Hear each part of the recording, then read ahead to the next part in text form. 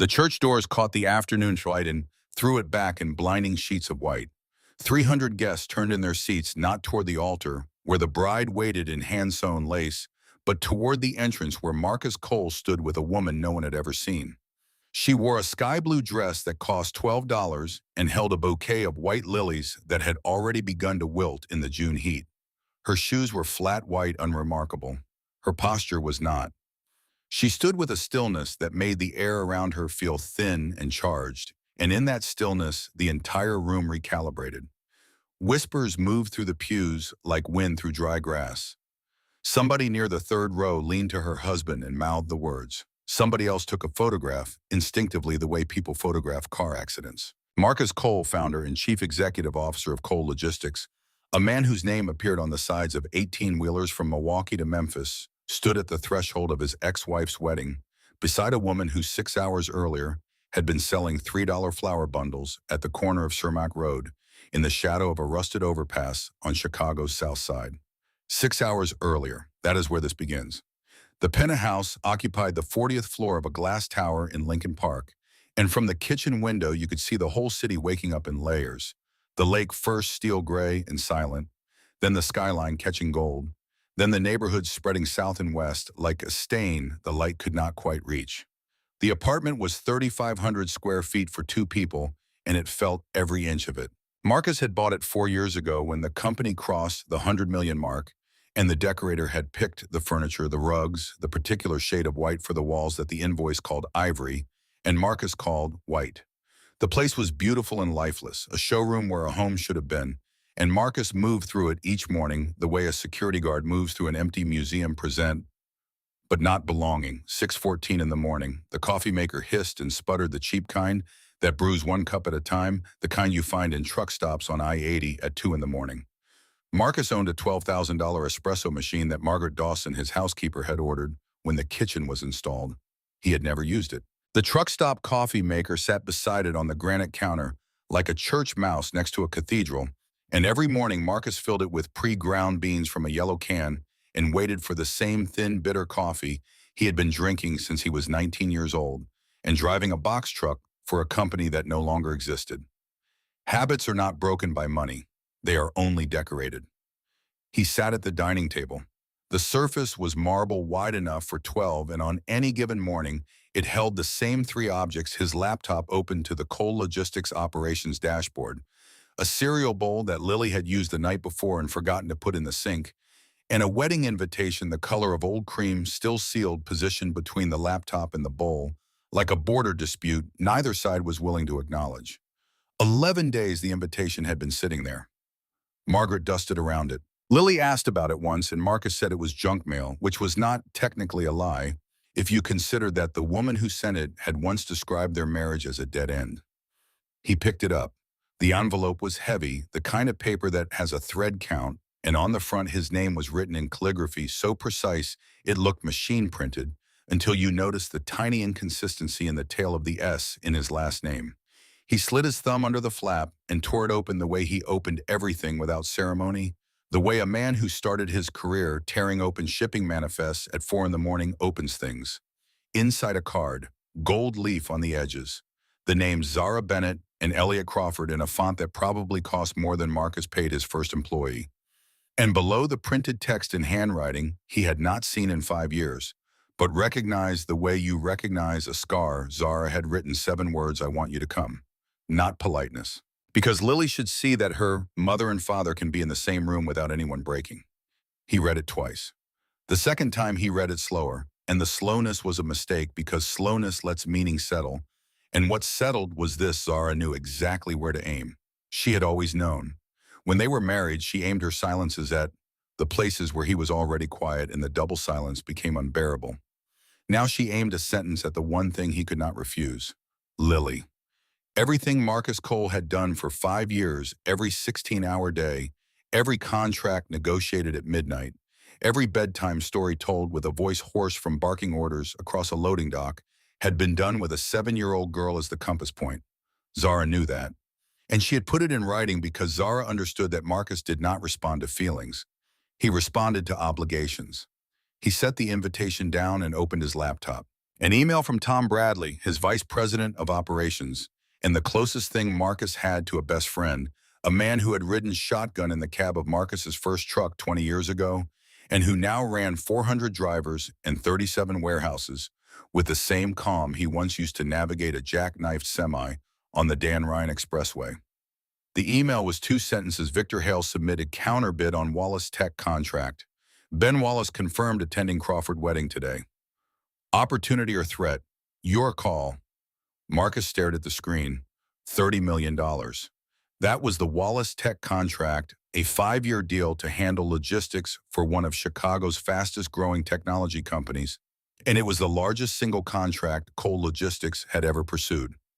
Victor Hale, the CEO of Hale Distribution, a man who wore suits the way armor is worn, and who smiled the way certain animals smile before they bite, had been circling the deal for 6 months. And now Ben Wallace, the client, the decision maker, the man whose signature was worth $30 million, would be at the wedding, at Zara's wedding. At the wedding Marcus had spent 11 days pretending did not exist. The universe, Marcus thought, has a scheduling problem. A sound from the hallway, bare feet on hardwood. Lily appeared in the kitchen doorway in pajamas patterned with cartoon rockets, her hair a dark tangle that defied the laws of physics, and the 3 different brushes Marcus had bought in an attempt to understand it. She held a stuffed bear, missing one eye, a bear that had survived 4 years of nightly deployment and bore the scars accordingly. Margaret would not be in until 8. It was just the two of them, the way it was every morning, the way it had been since Zara left.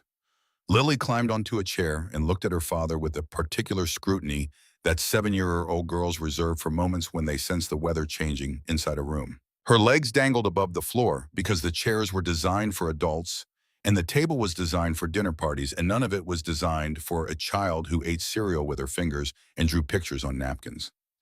She looked at the invitation, then at Marcus. "You're going again." The word again carried weight. It was not the first time she had said it. Margaret had mentioned in her quiet, surgical way that Lily had used the same word 3 times that week, each time with a slightly different inflection, as though she were testing the word's load-bearing capacity. "I'm going to a party. I'll be back tonight." She absorbed this. Which party? A wedding. A pause. Lily pulled a thread from her bear's ear.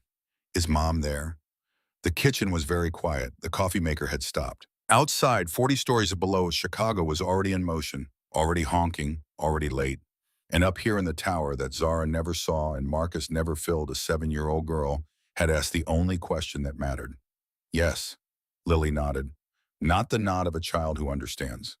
The nod of a child who has learned that certain subjects are surrounded by invisible fences and the only safe response is to nod and change direction. She reached into the pocket of her pajamas and pulled out a folded piece of paper, the kind of cheap construction paper they use in elementary school art class. "Give this to Mom, so she can see I got better at drawing." Marcus unfolded it. 2 figures stood in front of a small house. One tall, one short, father and daughter. The tall figure had broad shoulders and no expression, which was either a limitation of the medium or an act of devastating accuracy. The short figure had a wide smile and what appeared to be a purple hat.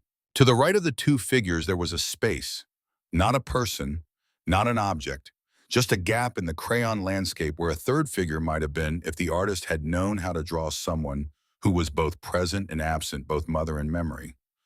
Marcus folded the picture along its original creases, handling it with more care than he handled most contracts, and slid it into the inside pocket of the suit jacket hanging on the back of his chair. "I'll give it to her." Lily smiled. It was the smile she gave when she believed him, which was the most terrifying thing about being her father. Margaret Dawson arrived at 7:45. She was 57, silver-haired, built like a woman who had raised 4 children and buried a husband and emerged from both experiences with her posture intact. She had worked for Marcus for 6 years, since before the penthouse, since before the company broke $100 million, since back when the office was a rented room above a sandwich shop on Halsted Street, and Margaret's job title was everything Marcus forgot to do. She knew where every dish went. She knew that Lily was allergic to strawberries, but pretended not to be. She knew that Marcus had not slept in the master bedroom in 5 years, that he slept instead in the smaller guest room, because the master bedroom still had the curtains Zara had chosen, and Marcus could not bring himself to change them, and could not bring himself to explain why. Margaret looked at the invitation on the table, then at Marcus, then at Lily, who was drawing on a napkin with the focused intensity of a surgeon. Margaret set her purse down and said quietly, in the way that a person says something they have been holding for a long time, "She asked me the same thing yesterday, and the day before. When is Daddy not going somewhere?" Marcus tied his shoes. He did not respond, not because he had nothing to say, but because Margaret was right, and when Margaret was right, the only honest response was silence. And Marcus Cole was above all other things honest. He kissed Lily's forehead. She smelled like sleep and grape toothpaste. He picked up his keys from the counter, the fob for the penthouse elevator, and the key to the Ford F-15. Oh, that sat in the underground garage between a hedge fund manager's sedan and an orthodontist's SUV. Marcus drove the F-150 because it was the first vehicle he had bought with the company money 12 years ago, when Cole Logistics turned its first real profit, and Frank Cole, his father, had told him over the phone from Gary, Indiana, "Buy something you can fix yourself. The day you can't open your own hood is the day you forgot who you are." The elevator doors closed. Marcus caught his reflection in the polished steel charcoal suit, good shoes, a watch that cost more than his first truck. Underneath all of it, a man who looked tired in a way that money cannot fix. He remembered something Zara had said the week before she left, standing in the kitchen of their old apartment on the west side, her suitcase already by the door. "You're right here, Marcus. You're standing right in front of me, and I have never been lonelier in my life." He had not understood it then. He was beginning to understand it now, 5 years later, in an elevator that descended 40 floors to a garage where a truck waited to take him to the wedding of the woman who had said it. The F-150 smelled like leather and motor oil, and the Pine air freshener Lily had hung from the rearview mirror because she said the truck smelled like a warehouse, which it did because Marcus sometimes drove it to the distribution center on weekends, and the seats absorbed everything. He pulled out of the garage into the Saturday morning traffic on Fullerton Avenue, heading south. The dashboard clock read 7:52. The wedding was at 2. Lake Forest was 45 minutes north. He had time. He called Frank. The phone rang 4 times, which meant Frank was in the garage, which meant Frank was doing what Frank always did on Saturday mornings in Gary, Indiana, rebuilding something. A carburetor, a lawnmower engine, a toaster. Frank Cole was 76 years old and had spent over 50 of those years as a diesel mechanic for the Norfolk Southern Railway, and retirement had not changed his hands or his schedule, only the size of the engines. Frank picked up. His voice was sandpaper and smoke, the voice of a man who had never in his life used the word feelings in a sentence that was not sarcastic. "Yeah, Dad, Zara's wedding is today." A pause. Marcus could hear metal on metal in the background, a wrench turning. "What are you driving?" "The F-150. "Good. Never drive anything you can't fix yourself." Marcus waited for more. Frank did not offer more. This was how Frank communicated, in single-serving wisdoms dispensed like parts from a catalog, no assembly instructions included. Marcus had spent his entire adult life assembling them on his own. "I don't know if I should go." "You got a suit?" "Yes." "Then go. Coal men don't hide." The line went dead. Frank did not say goodbye on the phone. He simply stopped talking, and the silence was the goodbye, and if you needed more than that, you were in the wrong family. Marcus merged onto Lakeshore Drive. The lake stretched east flat and silver, and the city scrolled past in a montage of glass and brick and highway exits. He thought about what he was driving toward Zara in a wedding dress, marrying a man named Elliot Crawford, who was a senior partner at a law firm Marcus could not pronounce, a man who lived on the North Shore and played golf, and probably knew what a sommelier was. Marcus did not know what a sommelier was. Marcus knew what a bill of lading was. He knew what a load-bearing axle sounded like when it was 300 miles past its service interval. He knew how to back a 53-foot trailer into a dock space built for 51. These were skills that had made him wealthy and would never make him welcome at a dinner party in Lake Forest, and he had long ago stopped pretending otherwise. He exited Lakeshore Drive and headed west toward Chinatown. The flower shop was on Archer Avenue, a narrow storefront with metal buckets on the sidewalk and a handwritten sign in the window that said "Fresh Cut Daily" in letters that had been rewritten so many times the S was a different color than the rest. He parked and went inside. The shop smelled like refrigerated water and green stems and the particular sweetness that flowers produce when they are dying slowly in a controlled environment. He bought a bouquet of white lilies, $40.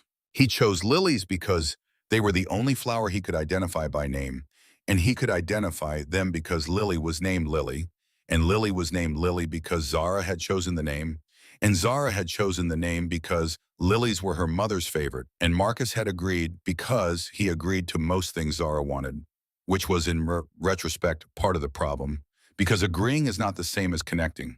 And Zara had needed connection the way most people need air.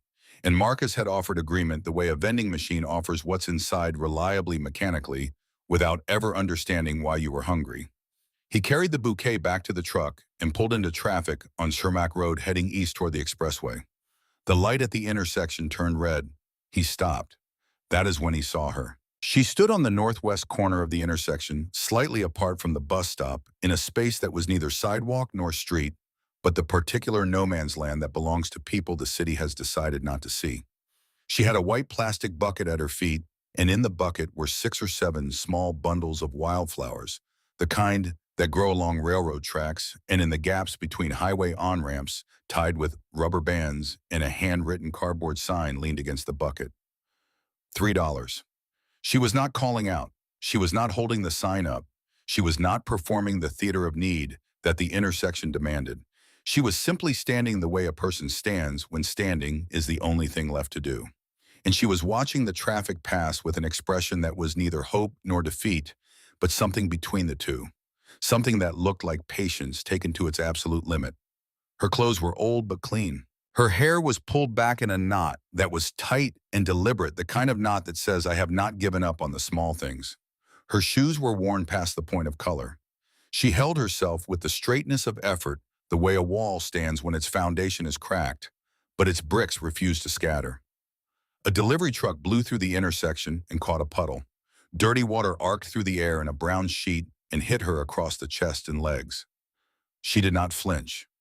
She closed her eyes for exactly 1 second, the kind of 1 second that contains a negotiation between the person you are and the person the world is trying to turn you into, and she opened her eyes and wiped her face with the back of her hand and adjusted her stance and continued standing. Marcus watched this through his windshield from the air-conditioned interior of a Ford F-150, registered to a man whose net worth, according to the last valuation his accountant had prepared, was somewhere north of $40 million. The distance between the driver's seat and the corner of the intersection was approximately 22 feet.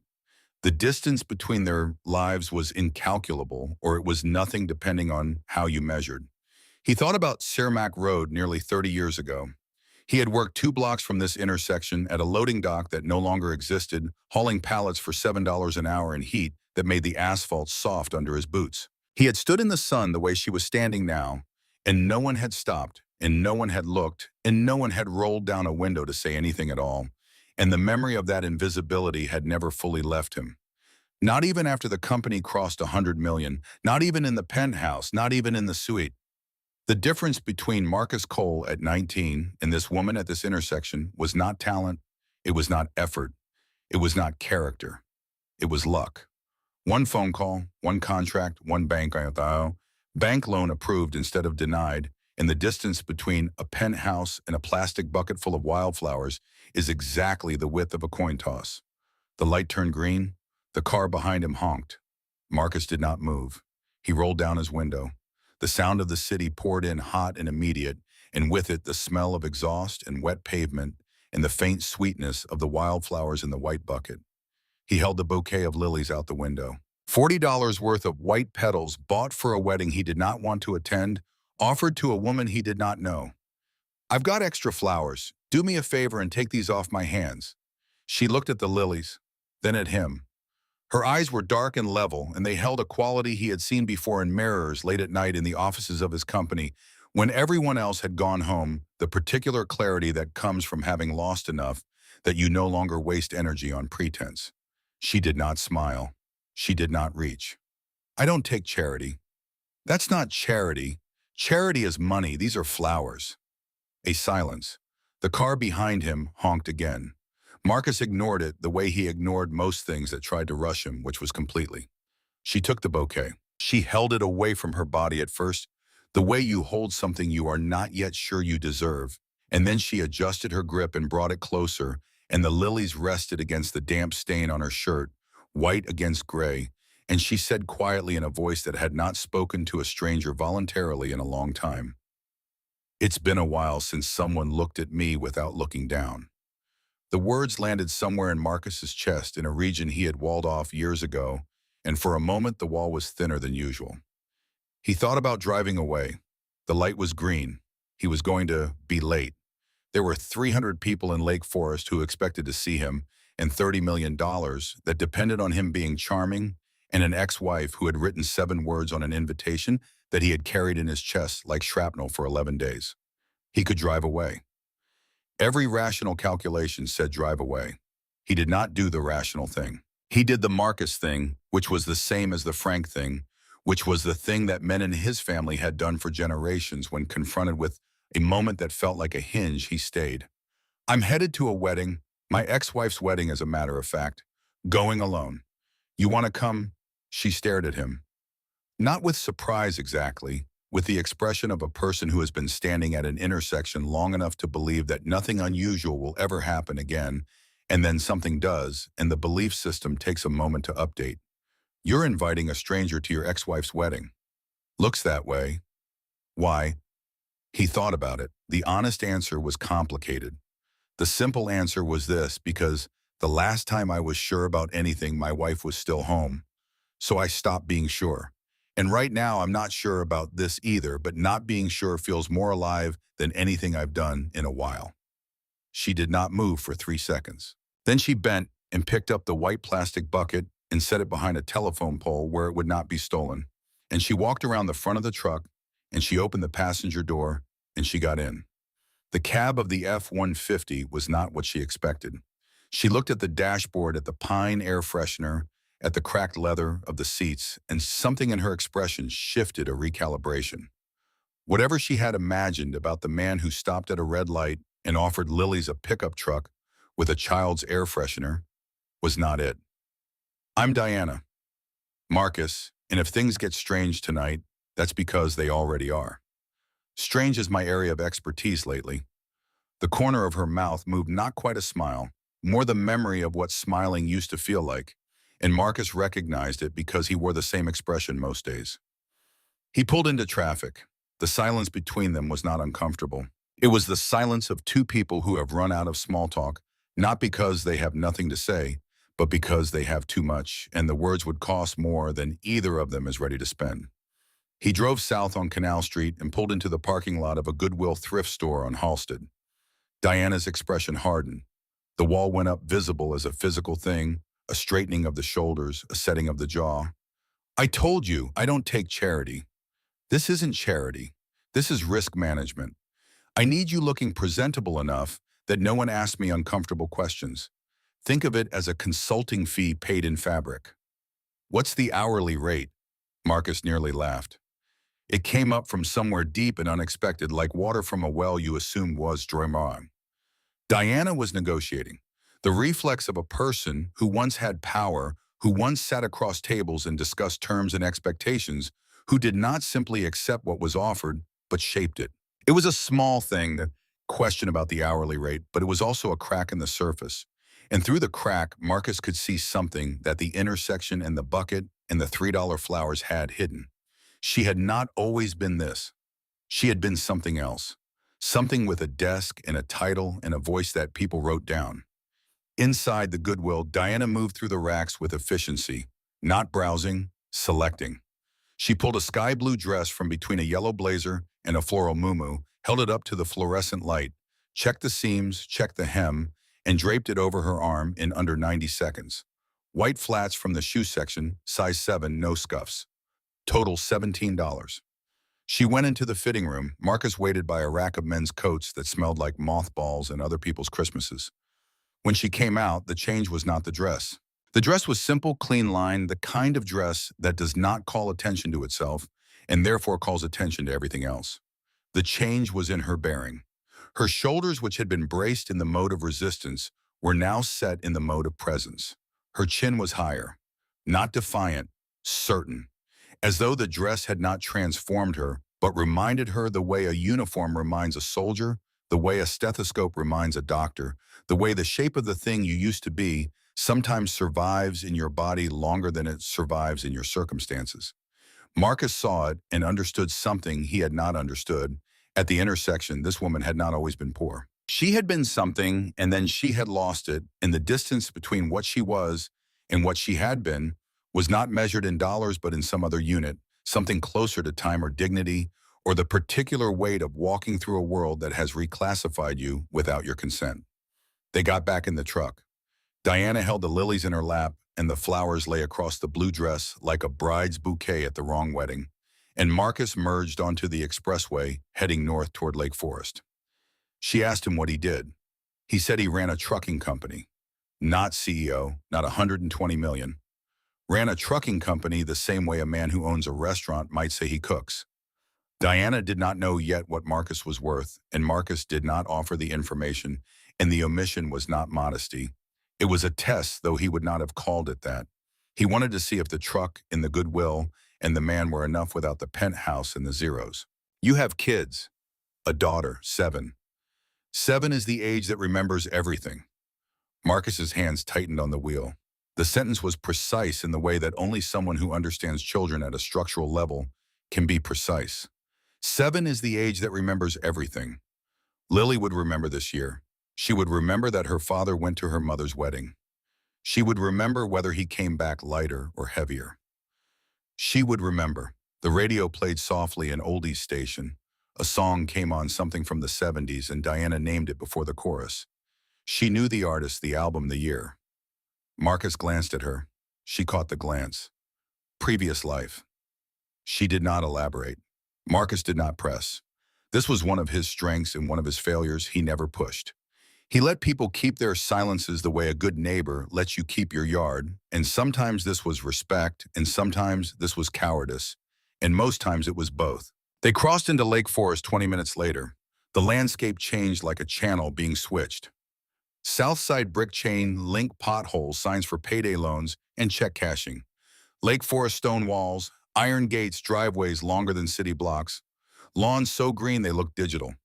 Diana watched through the window, and her face did something Marcus could not fully read, a softening that was also a hardening, a recognition that was also a wound.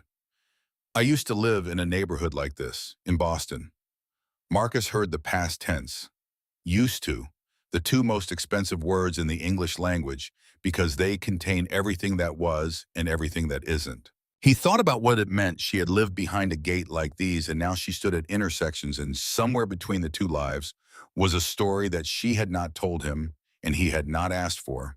And the distance between Boston and Cermak Road was the distance between one piece of bad luck and another, one medical bill, one layoff, one door that closed and did not reopen. He gripped the steering wheel tighter. He did not say anything. There was nothing to say that the silence did not say better. The estate appeared at the end of a private road lined with white oaks, the kind of road that whispers money before you see the house. Through the iron gates, a sweep of lawn rolled down to the shore of a small lake, and on the lawn, a white tent the size of a warehouse rose against the sky, and beneath the tent, Marcus could see the glint of crystal and silver and the movement of people in summer colors. Valets in white shirts stood at the circular drive. A string quartet played something Marcus did not recognize. This was not a wedding. This was a production, the kind of event that has a stage manager and a budget that exceeds the annual income of most of the people who made it possible. Marcus parked the F-150 at the far end of the guest lot. The truck sat between a Porsche Cayenne and a black Mercedes AMG, like a work boot between two patent leather shoes. He turned off the engine. The silence was sudden and total. Diana looked at the estate through the windshield, then at Marcus. "You sure about this?" He sat with the question longer than he expected to. Through the windshield, he could see the tent, the gas, the world that Zara had chosen when she unchose him. He could see the life that had been offered to him, and that he had failed to perform correctly, the life of dinner parties and weekends at the lake, the life that required a fluency he did not possess and could not fake.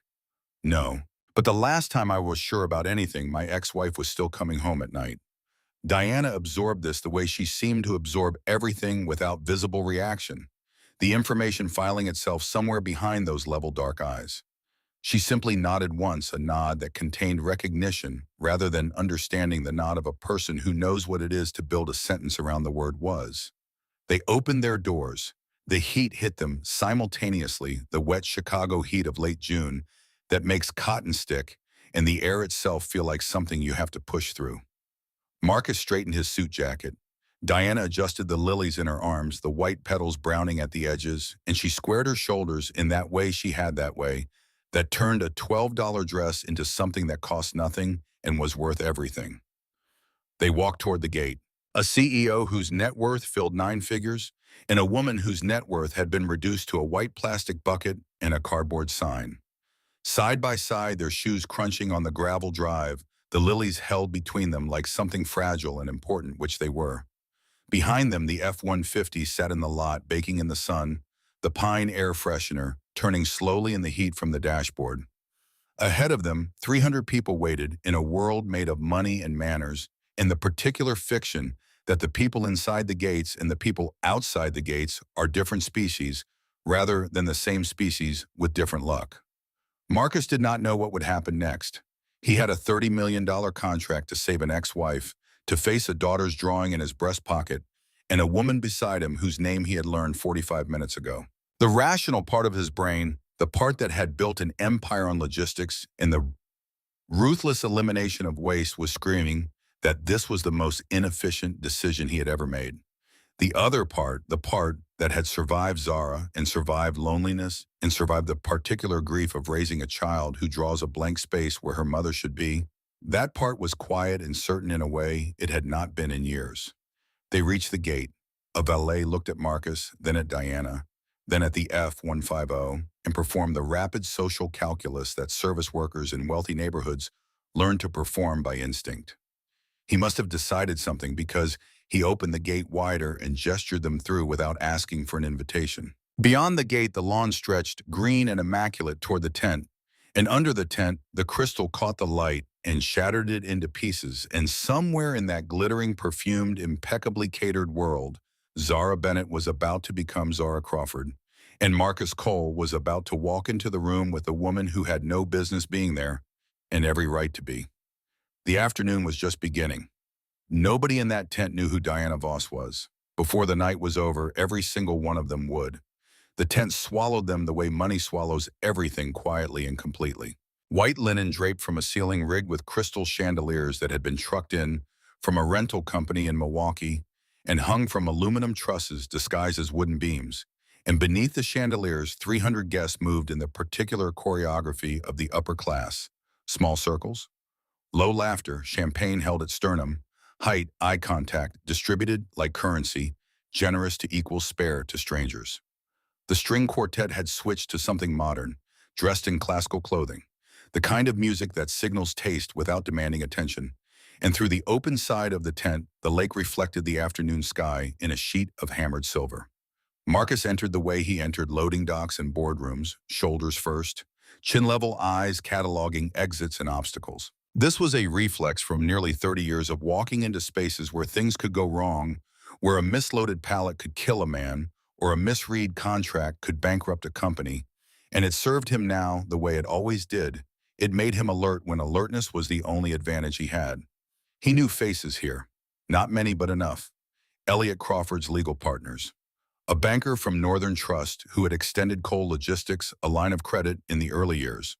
A real estate developer whose warehouses Marcus leased on the south side. They recognized him, nodded, offered the particular smile reserved for people who are respected for their money, but not quite invited for their company. Diana walked beside him and drew stares the way a lit match draws oxygen.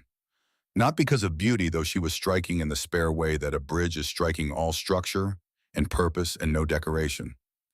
Because of incongruity. The dress was wrong, not in fit, but in provenance. The shoes were wrong, the bouquet was wrong. Wilting lilies held in a grip that was too firm and too deliberate, and the guests read these signals the way they read stock tickers, automatically, fluently, arriving at evaluation in under 3 seconds. Diana registered all of it. Her eyes tracked the room with a different training than Marcus's. Marcus read spaces for physical risk. Diana read them for social architecture, who stood near whom, who angled their body toward power, who was performing ease, and who actually possessed it. 12 years in communications had given her a fluency in the unspoken grammar of rooms like this. And the fluency did not expire when the job did the same way a pilot who loses her license does not forget how to read an altimeter. She met the stairs with a way that was neither confrontational nor submissive, but simply present, the gaze of a woman who had been looked at with pity for 14 months and had developed an immunity to it the way the body develops immunity to a recurring infection, not by defeating it, but by refusing to let it replicate. Ruth Crawford found them near the entrance. Elliot's mother was 65, thin, in the way of women who treat food as a negotiation rather than a pleasure, dressed in pale gold, her hair a silver architecture that defied gravity and probably humidity. She was the engine of this wedding, the producer and director and financier, and she surveyed her production with the satisfied vigilance of a general reviewing troops. "Marcus, how wonderful that you came." The warmth was syntactic, present in the words, but absent from the temperature. Her eyes moved to Diana, and the movement was a scan, rapid and thorough, the kind that registers the thread count of fabric and the brand of shoes and the cost of a handbag by its absence. "And this is Diana, a friend." Ruth's smile tightened by a degree that most people would not have noticed, and Diana noticed immediately. "Lovely." The word lovely deployed in this context meant its opposite. Ruth turned to greet another guest, and the turning was a dismissal so practiced it could have been choreographed. They moved deeper into the tent. Marcus spotted Victor Hale before Victor spotted him, which was an advantage Marcus intended to spend carefully. Victor stood near the bar with a bourbon in one hand and a smile that he wore the way certain men wear cologne too much and too deliberately. Victor Hale was 52, the CEO of Hale Distribution, Marcus's primary competitor for the Wallace Tech contract, and he operated in the business world the way a particular species of wasp operates in nature, by laying his eggs inside other people's opportunities and letting them hatch at the worst possible moment. He was handsome in the television sense, jaw and teeth in a tan that came from a lamp rather than a life. Victor's eyes found Marcus across the tent, and the recognition was instant and mutual, the way two predators recognize each other at a watering hole. Victor's gaze moved to Diana, and it lingered not with appreciation but with assessment, the way a chess player studies a piece that has appeared on the board unexpectedly. Victor crossed the tent. His walk was the walk of a man who expects rooms to rearrange themselves around him, and rooms usually did. He extended his hand. "Marcus Cole, it's been months." "And who is this?" The question was aimed at Marcus, but delivered to Diana the slight downward tilt of the head, the smile that included the mouth but not the eyes, the particular masculine courtesy that is indistinguishable from condescension, unless you have been on the receiving end of it enough times to recognize the difference. Diana returned Victor's gaze without extending her hand. The withholding was deliberate and precise, a social countermove that most people would have read as rudeness, and that Victor, who understood power dynamics the way Marcus understood freight logistics, read correctly as a refusal to play on his terms. Something shifted in his expression, a flicker of recalculation. The ceremony began at 2:15. Guests took their seats beneath the tent in rows of white chairs arranged with geometric precision, and Marcus and Diana sat near the back. The string quartet shifted into something processional, and the guests turned toward the entrance, and Zara appeared. She was beautiful. Marcus could acknowledge this without it costing him anything, the way a retired athlete can admire a current champion without envy, because the competition is over and the trophies have been distributed, and the only thing left is the honest assessment of what the other person is. Zara wore white, not the white of innocence, but the white of intention. A dress that moved like water and caught the light like glass, and her hair was swept up to reveal the neck that Marcus had once kissed in the kitchen of a two-bedroom apartment on the west side, while Lily slept in the next room, and the world was small and warm and enough. Zara walked the aisle. Her stride was measured, each step placed with the precision of a woman who understood that this walk was a performance, and that the audience included her ex-husband. And when she passed the row where Marcus sat, her pace changed. Not a stumble, a microsecond of deceleration barely perceptible, the way a car slows when the driver sees something unexpected in the peripheral vision, and the foot lifts from the accelerator before the brain has finished processing why. She looked at Marcus. then at Diana. The look was fast, a single frame in a 24 frame per second life.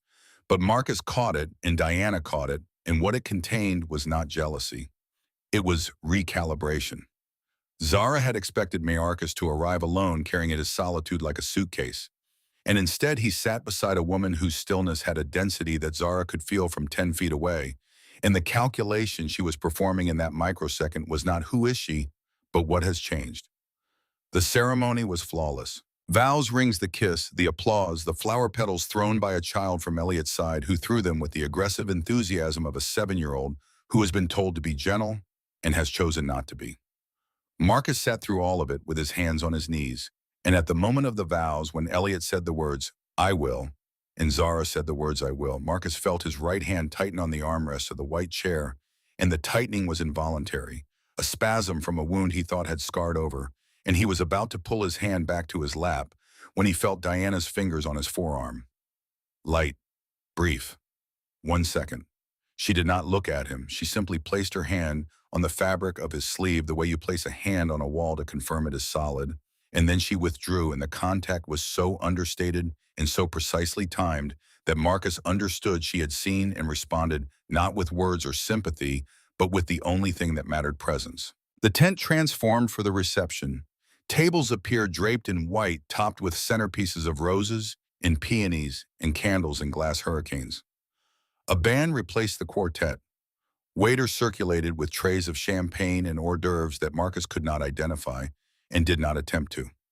He found Ben Wallace near the bar. Ben was 55, the CEO of Wallace Tech, a man who had built a technology company from a garage in Evanston into a publicly traded corporation worth $800 million, and who carried himself with the particular weariness of a man who has been rich long enough to know that wealth solves certain problems and creates others. Ben shook Marcus's hand with genuine warmth. They had done business before smaller contracts, and Ben respected Marcus in the way that self-made men respect other self-made men, not for the result, but for the process. "Marcus, glad you're here. We should talk about the contract this week." Victor appeared at Ben's elbow with the timing of a man who has been watching and waiting for exactly this moment. His bourbon was fresh, his smile was calibrated, and his opening line was aimed at the space between Ben and Marcus. "Ben, Marcus, great to see you both. Marcus, I didn't know you and the Crawfords were close."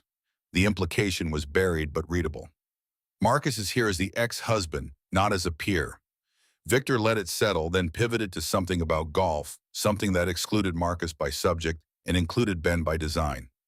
Victor leaned toward Ben, his voice calibrated to the exact volume that would reach Marcus, but appear not to. "Marcus is a good man, solid. But between us, since the divorce, he's been stretched. You saw who he brought tonight? We need a partner who's stable, Ben, focused." Marcus heard every word. His jaw tightened. His hand closed into a fist inside his pocket. He wanted to turn and say something sharp and final. He did not. Nearly 30 years of business had taught him the most expensive lesson in the economy: do not react when you are angry. Anger is a deposit that earns no interest.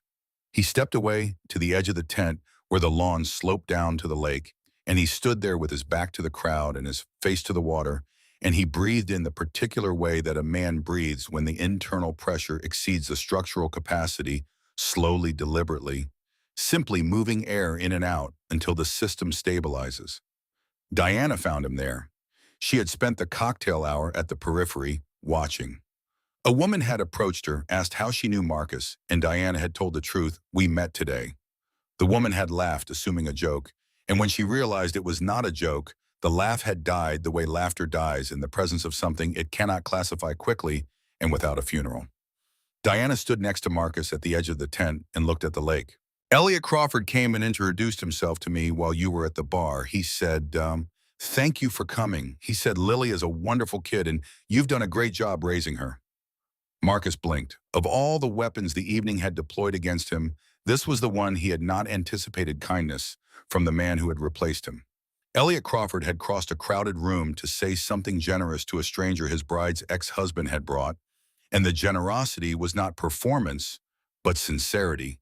And sincerity from an unexpected source is the hardest thing in the world to process because it dismantles the architecture of resentment that you have spent years constructing. Marcus could not hate Elliot. He wanted to. Hating Elliot would have been clean and simple, the way a broken bone is clean compared to a disease that has no name. But Elliot was decent. And decency from the man who married your ex-wife is a more complex wound than cruelty, because cruelty you can fight, and decency you can only stand next to and feel the particular ache of recognizing that the world did not wrong you. It simply rearranged itself without asking your permission. Then the phone started buzzing. It began at one table, then spread to three, then to the whole tent. The particular ripple that moves through a crowd of connected professionals when news breaks, heads dipping to screens, brows furrowing, voices dropping to the register reserved for crisis. Ben Wallace was at the center of it. His face, which had been relaxed 5 minutes ago, was now the color of the lake gray and flat, and he was speaking into his phone with the clipped urgency of a man whose house is on fire, and the fire department is asking him to hold. Marcus pieced it together from fragments. A technology news site had published a draft of an article scheduled for the morning edition. The article alleged that Wallace Tech had laid off 400 employees, while Ben Wallace personally received a $5 million performance bonus. The article included leaked internal memos, financial disclosures, and a quote from an anonymous board member. The comment sections were already filling. By morning, the story would be on the front page of every business section in the Midwest, and Wallace Tech stock would open Monday, with the particular downward velocity that accompanies public outrage.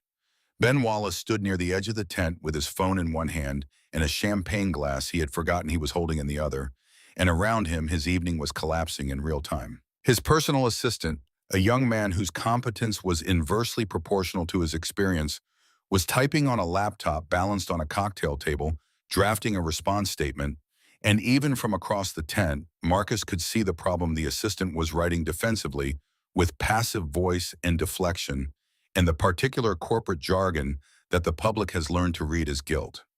Victor Hale saw the crisis and moved toward it the way a certain kind of fish moves toward bait instinctively and without hesitation. Victor pulled out his phone, making a show of scrolling through contacts, positioning himself at the edge of Ben's circle. "Ben, I know people at a PR firm. Let me make a call. We can have a crisis team on this by morning." Marcus watched Victor maneuver. The play was transparent. If Victor solved Ben's crisis tonight, the $30 million contract would follow the solution the way water follows gravity. Marcus had no PR firm on speed dial. He had a trucking company and a vocabulary built from manifests and invoices. In the currency of this moment, his skills were worthless. Diana had stopped watching the lake.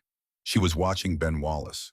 Her body had changed, a subtle shift in weight, a forward lean, the posture of a person whose dormant training has been jolted awake by the sound of an alarm only she can hear. Her eyes moved from Ben to the assistant's laptop screen, visible from 20 feet away, and her expression changed, the recognition of someone who knows exactly what she is looking at and knows it is wrong. She stepped toward Marcus. Her voice was low and stripped of everything except information. "I can fix this. You know about this kind of thing. I was a communications director for 12 years. Crisis response was Tuesday. Stakeholder management was Wednesday. Thursday was making sure nobody got fired for telling the truth." She paused. "Before." She did not finish the sentence. The word "before" contained 14 months in a plastic bucket and $3 flowers, and Marcus understood that between the woman who managed crises on Tuesdays and the woman who sold wildflowers on Cermak Road, there was a story measured in medical bills and closed doors and the particular arithmetic that turns a professional into a ghost. Marcus looked at Diana. He looked at Ben Wallace. He looked at Victor Hale, already dialing, already performing, already converting another man's disaster into his own advantage. Marcus thought about the $30 million contract. He thought about the 400 employees whose jobs depended on that contract. He thought about Lily and Margaret and Tom in the sandwich shop on Halsted Street where it all began.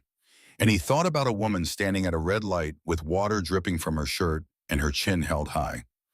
He made a decision that no business school would endorse and no balance sheet would justify. He took Diana by the arm, not possessively but directionally, the way you guide someone through a crowd toward a destination that matters, and he walked her across the tent to where Ben Wallace stood in the wreckage of his evening. "Ben, this is Diana Voss. She can help." Ben looked at Diana with the expression of a man who has seen readiness before in his own mirror on mornings when the company was burning and the fire extinguisher was his own competence. Not eagerness, readiness, the particular stillness of a person who has done this before and is simply waiting for someone to ask. Diana spoke directly. "May I see the draft your assistant is writing?" Ben hesitated for 1 second, then turned the laptop toward her. Diana read the statement. 30 seconds. Her eyes moved across the text the way a surgeon's eyes move across an X-ray, not reading but diagnosing. She looked up. "This will destroy you." The tone is defensive, the data is missing, and the third paragraph essentially confirms the accusation by failing to contextualize the bonus structure. "If this goes out tonight, your stock drops 9% by Monday close, and your board calls an emergency session by Wednesday." Ben stared at her. He was accustomed to hearing analysis from people in corner offices with degrees on their walls. He was not accustomed to hearing it from a woman in a thrift store dress at a wedding, and the dissonance between the packaging and the product created a silence that lasted exactly long enough for Diana to fill it. "Give me 20 minutes. Ben looked at Marcus. Marcus nodded once, the nod of a man placing a bet he cannot afford to lose. Ben pushed the laptop across the cocktail table toward Diana. She sat down and her fingers touched the keyboard, and something happened that Marcus would remember for the rest of his life. Her breathing slowed. Her face assumed an expression of absolute focus, the face of a person doing the thing they were built to do after a long exile from it. It was the face of a carpenter picking up a hammer, the face of a pilot gripping a yoke, the face of a human being returning to the center of their own competence after 14 months in the wilderness. She wrote, 20 minutes. She typed and deleted and retyped and restructured and compressed, and when she finished, she turned the laptop toward Ben and said nothing. Ben read the statement. His expression changed in a way Marcus recognized from deal rooms, the expression of a man who has found what he was looking for in a place he did not think to look. "This is what my 50-person PR department would take 2 days to produce. You wrote it in 20 minutes. Diana closed the laptop and stood. "Send it tonight before midnight. The news cycle resets at 6 a.m. and you want to be ahead of it, not responding to it." Victor Hale stood 15 feet away, phone pressed to his ear, his PR contact still on hold, his mouth slightly open. His play had been precise, his timing perfect, and a woman he had not bothered to learn the name of had walked through his strategy the way a truck drives through a paper wall without slowing down. Ben Wallace sent the statement from his phone at 9:47 p.m., standing in a white tent at a wedding in Lake Forest, while a jazz band played something slow, and a woman in a $12 dress stood in the background holding wilting lilies and watching the lake. The aftermath was immediate. The tense social chemistry changed the way a solution changes when you add a catalyst, same ingredients, different bonds. Ben Wallace pulled a chair out for Diana at his table. He asked her about crisis communications, the way a drowning man asks about lifeboats with urgency, and the total absence of pretense. Diana answered the way she once answered in conference rooms and boardrooms, directly, precisely, with a competence so natural it seemed effortless and was anything but. Guests who had glanced past Diana 2 hours ago now glanced toward her. The recalibration was visible. Who is she? Not the earlier who is she, which meant where does she rank, but a new one which meant what did I miss?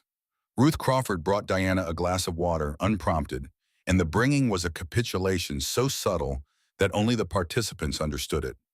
Marcus stood apart and watched.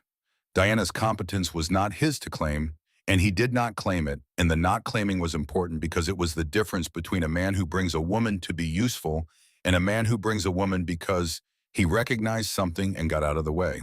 Marcus had spent nearly 30 years getting out of the way of talent. It was the secret of coal logistics. Marcus did not hire people to execute his vision. He hired people who had their own visions and built roads between those visions and the market. Tom Bradley ran the operations. Marcus ran interference. The evening deepened. The sky over the lake shifted from blue to copper to purple. The band played slower. Children were collected by parents and carried half asleep to cars. The candles burned lower, and the tent acquired the golden-shadowed quality that late receptions have, the quality that makes strangers feel like intimates, and the past seemed both closer and less dangerous. Zara found Marcus at the edge of the garden where the lawn ended, and a low stone wall separated the estate from the lakeshore. She still wore her wedding dress, though she had removed her shoes and carried them in one hand, and her feet were bare on the grass, and this small detail made her look less like a bride and more like the woman Marcus had married 8 years ago in a courthouse downtown with Lily as a bundle in a car seat and a justice of the peace who mispronounced both their names. Who is she? Someone I met this morning. Zara processed this. This morning. Today. Yes. And you brought her to my wedding. I brought her because I didn't want to come alone, and I didn't want to come alone because coming alone to your ex-wife's wedding is the kind of thing that makes a man feel like a footnote in someone else's story, and I have spent 5 years feeling like a footnote, Zara, and I am tired of it. Zara was quiet. The lake made small sounds against the shore. She looked toward the tent where Diana was visible in the candlelight. She's not like anyone I know. I don't know anyone either. I raise our daughter. I run my company. I sleep. I repeat. The word our landed between them like a stone in still water. Our daughter. Not my. Not yours. It was the first time Marcus had used the word with Zara in 5 years, and it cost him something he could not have itemized, a withdrawal from an account he did not know he still maintained. Are you angry at me? I was. Now I'm just tired. I'm sorry, not for leaving. I had to leave. But for what I said about Lily, that children forget quickly. Her voice moved into a lower register, the voice beneath the performance. She doesn't forget. Every video call she asks when I'm coming home, and I don't have an answer.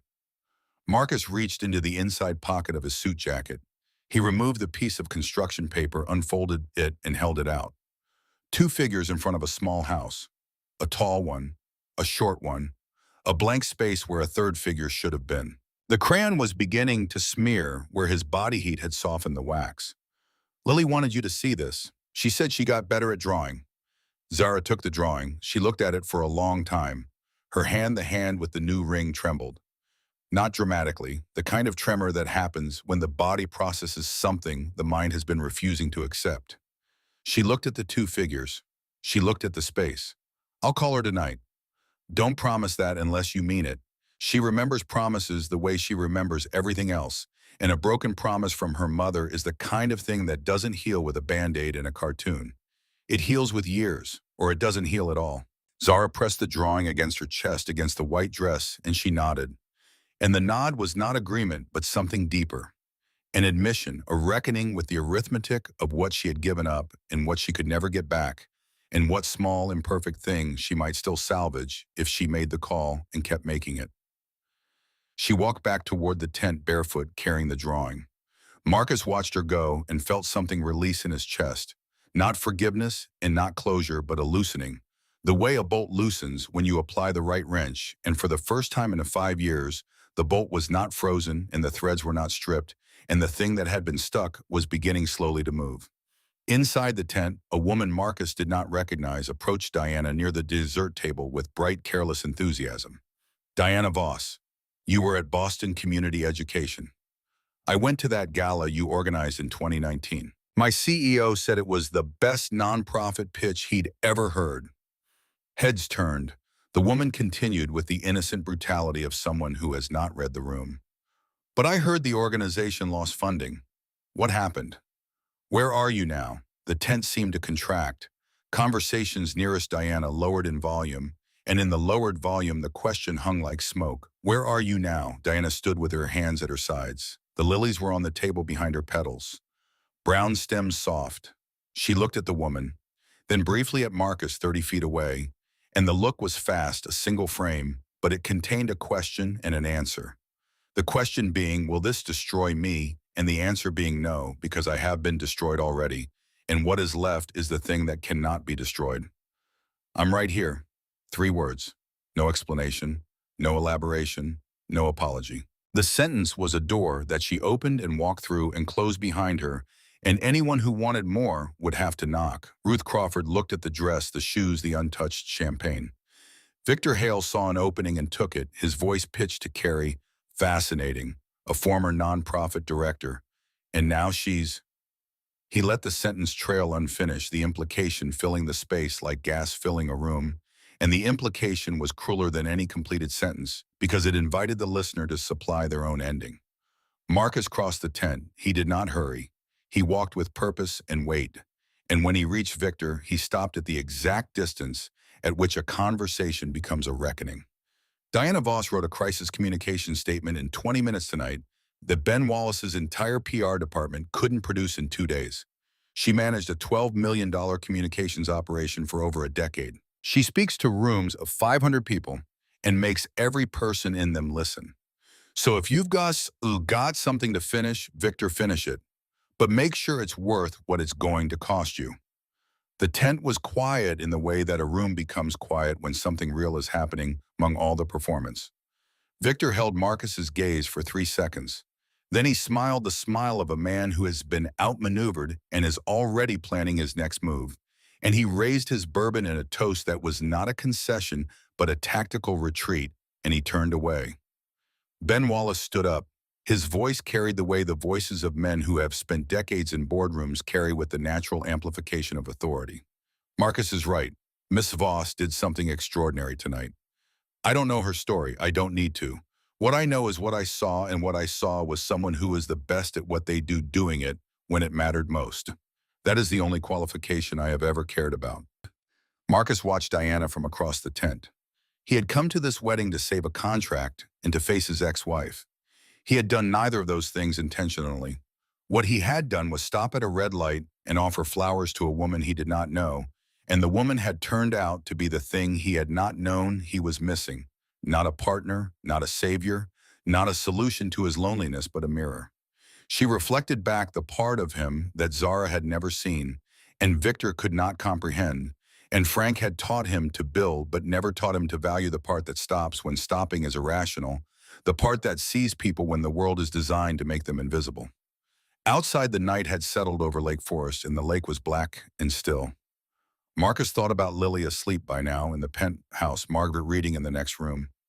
He thought about the drawing in Zara's hands. He thought about Frank and Gary, probably asleep with a wrench still in his hand. He thought about the intersection on Shermack Road empty, now the white bucket behind the telephone pole. And he thought about what would happen when this night ended and the tent came down and Diana walked back into the life that was waiting for her on the other side of the Goodwill dress. He stopped thinking and started planning, because Marcus Cole was a man who solved problems, and the problem in front of him was the most important one he had ever encountered. And he was going to solve it the way he solved everything, with a phone call, a handshake, and the stubborn refusal to accept that the way things are is the way things have to be. The drive south from Lake Forest unspooled in silence. Marcus kept his eyes on the road and his hands at 10 and 2, the way Frank had taught him when he was 15, and the truck was a rusted Chevy S10, and the road was a dirt lane behind the rail yard in Gary. Diana sat in the passenger seat with the lilies across her lap, the petals now fully brown at the edges, the stems gone soft, and the flowers gave off a sweetness that was closer to decay than perfume, the particular smell of something beautiful in its final hours. Neither of them spoke. The silence was the silence of two people who had said and done and witnessed enough in 6 hours to fill a year, and whose nervous systems needed the quiet, the way a muscle needs rest after a lift it was not trained for. The expressway carried them south through the graduated layers of Chicago's economic geography, Lake Forest, to Wilmette, to Evanston, to Rogers Park, the houses shrinking, the lawns contracting, the distance between buildings narrowing until the city closed around them. The dashboard clock read 9:53. Lily would be asleep. Margaret would be in the chair beside the sofa reading. The penthouse would be quiet and bright and empty in the particular way that a large space is empty when only a child and an old woman occupy it. Diana watched the city pass through the passenger window. Her reflection floated on the glass, transparent, impartial, a ghost version of herself superimposed on the storefronts and streetlights of the north side. She had not spoken since they left the estate, and Marcus had not asked her to, because Marcus understood silence the way a mechanic understands the particular quiet of an engine that has been pushed past its limit and needs to cool before it can be assessed. He exited the expressway at Shermack Road. The intersection appeared ahead, the same intersection where 8 hours ago he had stopped at a red light and made a decision that no MBA program would have endorsed. The corner was dark now. The white plastic bucket was behind the telephone pole, where Diana had left it barely visible in the orange glow of the streetlight. The bus stop bench was empty. Marcus pulled the truck to the curb. The engine idled. "Where should I take you?" Diana looked at the corner, her corner. The bucket, the bench, the telephone pole. The geography of 14 months distilled to a 40-foot radius of concrete and shadow. Back where you found me, I suppose. The words were steady. The steadiness was structural, not emotional. The voice of a woman who had built her adult life on the principle that competence was armor and dignity was a weapon, and the moment you let either drop was the moment the world decided you deserved what happened to you. Marcus turned off the engine. I'll come back tomorrow morning. Why? Because I said I would, and I don't say things I don't mean. Ask anyone who's worked for me. You don't owe me anything. Tonight was already more than, I know what tonight was. Tomorrow morning, same corner. I'll be here. She studied him in the half-light. Whatever calculation she was performing took longer than most of her calculations, and when it concluded, she did not smile or offer gratitude. She opened the door and stepped out, in the June night air warm and carrying the smell of the river, and the interstate replaced the conditioned air of the cab. She held the lilies against her chest. Most people who say they'll come back don't. I'm not most people. I'm the kind who stops at red lights when the rest of the lane keeps moving. She closed the door. Marcus watched her walk to the telephone pole, retrieve the white bucket, and carry it toward the underpass where the shadow deepened. She did not look back. He sat in the truck until she disappeared, and then he sat for another 30 seconds, and then he put the F-150 in drive and headed north toward Lincoln Park and the penthouse, and the life waiting for him 40 stories above a city that had, in the last 8 hours, rearranged itself in ways he could not yet map. The penthouse was dark except for the lamp in the living room. Margaret sat in the armchair beside the sofa where Lily slept, a novel open on her lap. She's been asleep since 8:30. Drew 4 pictures. Ate the carrots this time. Marcus knelt beside the sofa. Lily lay on her side, one arm wrapped around the eyeless bear. Her breathing the deep, rhythmic breathing of a child whose capacity for unconsciousness has not yet been compromised by the adult inventory of regrets that keep grown people staring at ceilings. He brushed her hair from her forehead. She smelled like soap and grape toothpaste. Did you give Mom the picture? Lily's voice was cotton and sleep barely audible. I did. Did she like it? She held it against her heart. Lily smiled with her eyes closed, the smile of a child who believes without evidence, who takes the word heart literally, who does not yet know that adults use metaphors because the truth is either too large or too small for the words available. Marcus carried her to bed and placed the bear beside her and stood in the dark looking at the drawings taped to the wall. 2 figures in every one, a tall one, a short one, a space. He went to his office. He ignored the operations dashboard. He opened his browser and typed Diana Voss, Boston Community Education. The results loaded, a professional headshot from 2019 Diana in a black blazer, smiling with the confidence of a woman who has earned her position. An article in the Boston Globe about a gala she organized that raised $2 million in a single evening. A LinkedIn profile last updated 18 months ago, listing 12 years of experience in nonprofit communications, crisis management, stakeholder engagement, grant writing, and media relations. A master's degree from Boston University. Marcus stared at the screen. He thought about the intersection, the bucket, the $3 wildflowers, the woman who had walked into a tent full of people who dismissed her on site and wrote a crisis statement in 20 minutes that saved a technology company's reputation. And he thought about the distance between the LinkedIn profile and the street corner, a distance measured not in miles but in the particular cruelty that transforms a medical bill into a bankruptcy, and a bankruptcy into a lost home, and a lost home into a lost identity, one domino at a time. He picked up his phone and called Tom Bradley. Tom answered on the second ring because Tom always answered on the second ring. Tom, your wife knows people at City Colleges of Chicago. Her sister works in the administrative office. Why am Busham? They hiring in communications coordinator level, nonprofit experience preferred.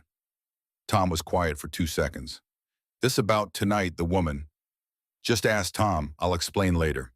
You won't explain later. You'll change the subject, and I'll let you because that's what we do. A pause. I'll ask in the morning.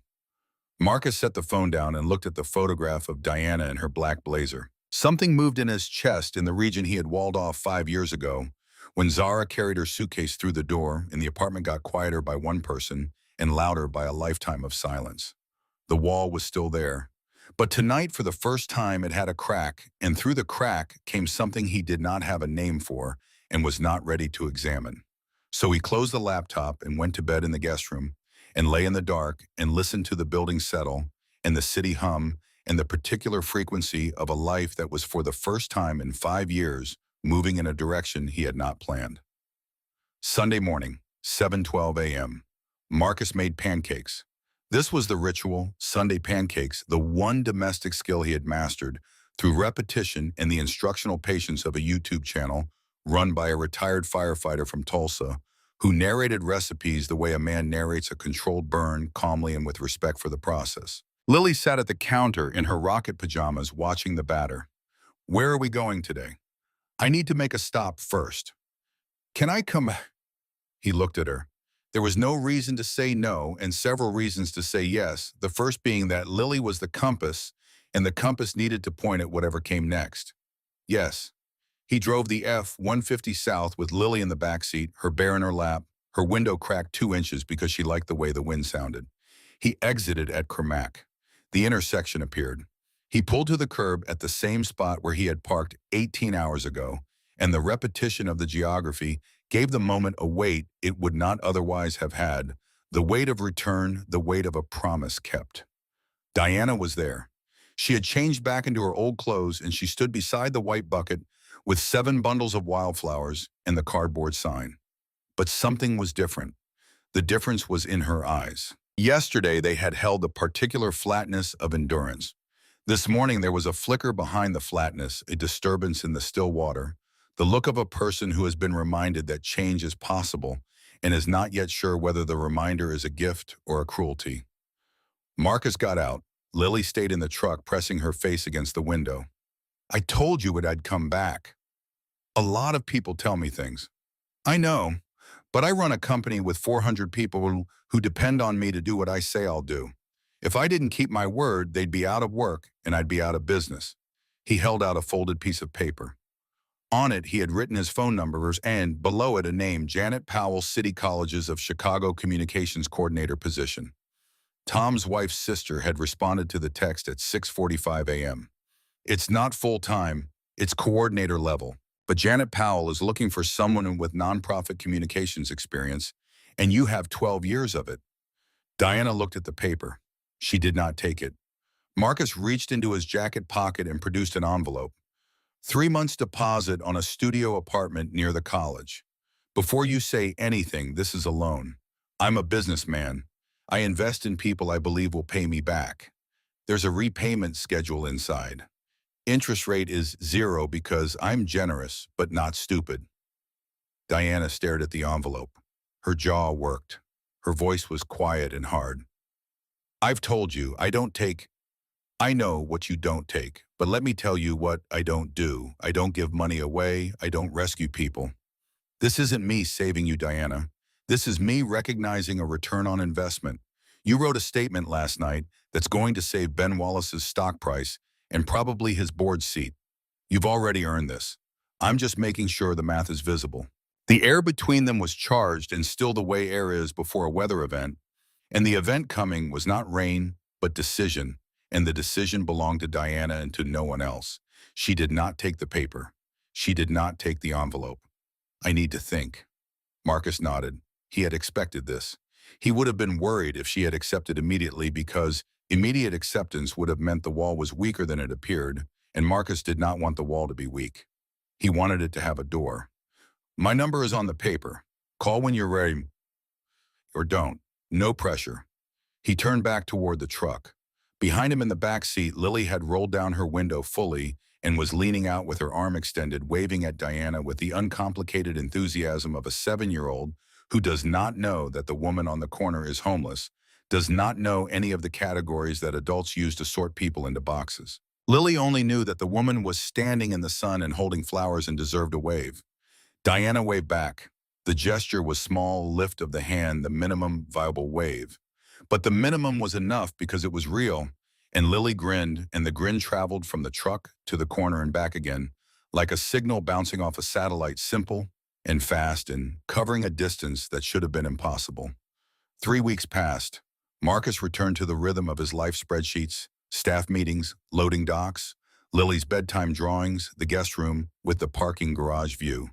But the rhythm had a new note in it, a dissonance he could not resolve, a frequency he kept hearing in quiet moments on the drive to work, in the elevator in the 2 a.m. stillness. When the building settled and the only sound was the refrigerator compressor cycling on and off like a mechanical heartbeat. He did not go back to Shermack Road. He did not call.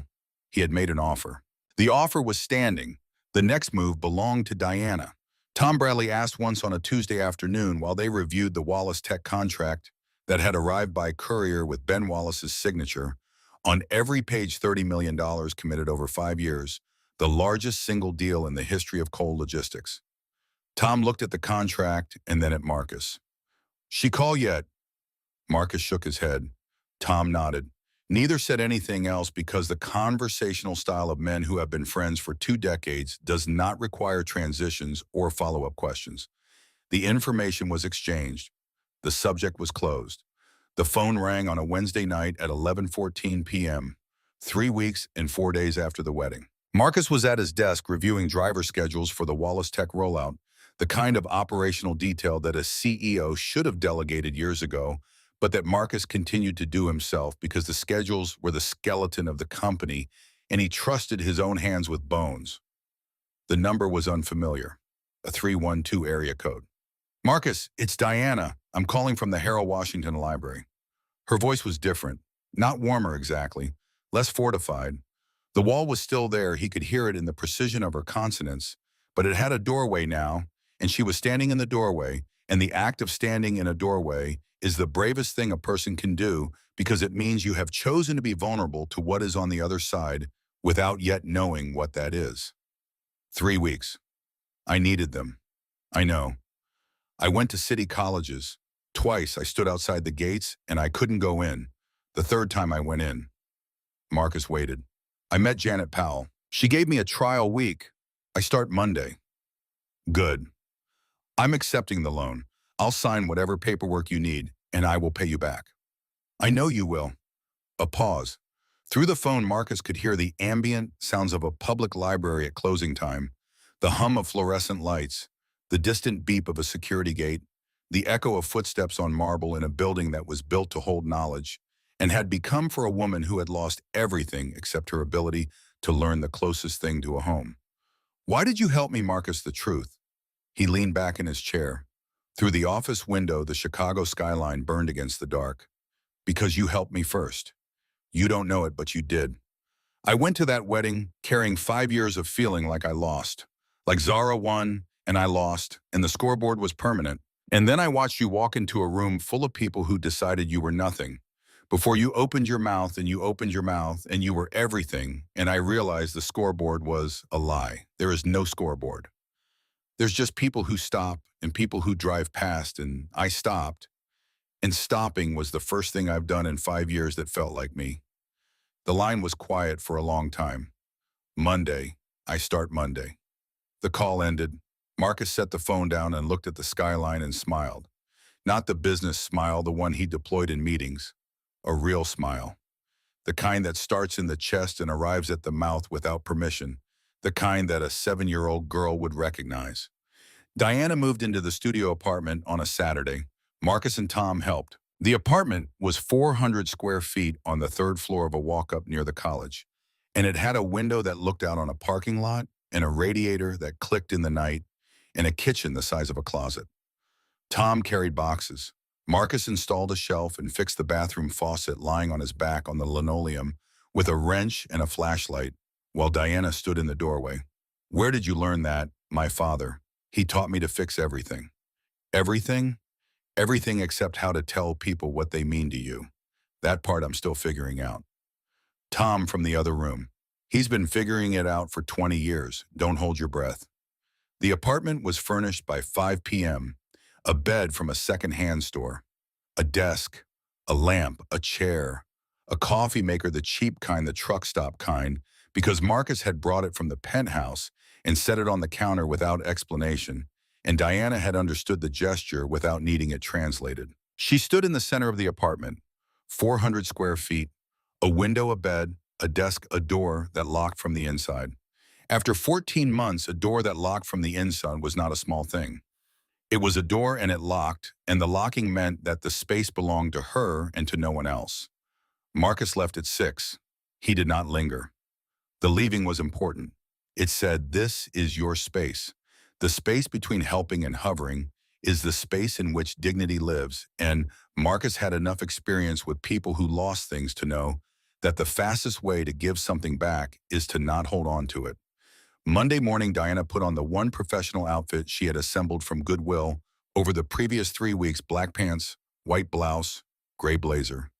She walked to City Colleges, 8 blocks. She arrived 20 minutes early and sat on a bench in the parking lot and breathed and thought about the last time she had walked into an office building with a badge and a title.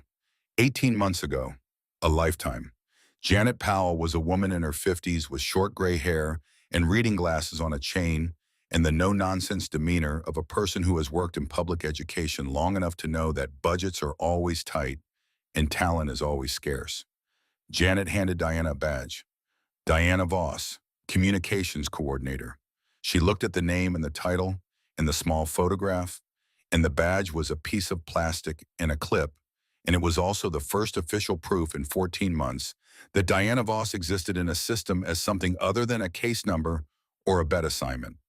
By the second week, she had rewritten the college's donor newsletter, restructured the social media calendar, and drafted a grant proposal that Janet had been trying to write for 6 months. Janet read the proposal on a Friday afternoon and looked at Diana over her reading glasses. "Where have you been?" Diana considered the question. "I've been figuring out how to come back." Janet nodded. The nod contained no pity and no judgment, only the pragmatic acceptance of a woman who evaluates people by what they produce rather than where they come from. Diana produced. That was enough. The months accumulated the way a wall is built, one brick at a time. In October, Diana received her first paycheck and deposited it in a bank account that listed her studio apartment as her address. In November, she sent Marcus the first repayment, a check for $212 in an envelope, with no note because the check was the note, and the note said, "I am a person who pays what she owes." In December, Marcus started coming home earlier. Not by hours, by minutes.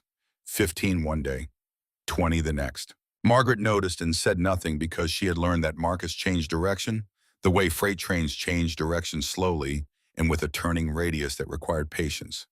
But the change was real. He began eating dinner at the table with Lily instead of at his desk.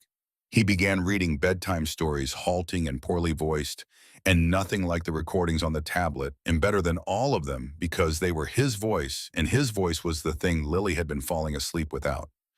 Lily drew a new picture. 2 figures in front of a house, a tall one, a short one.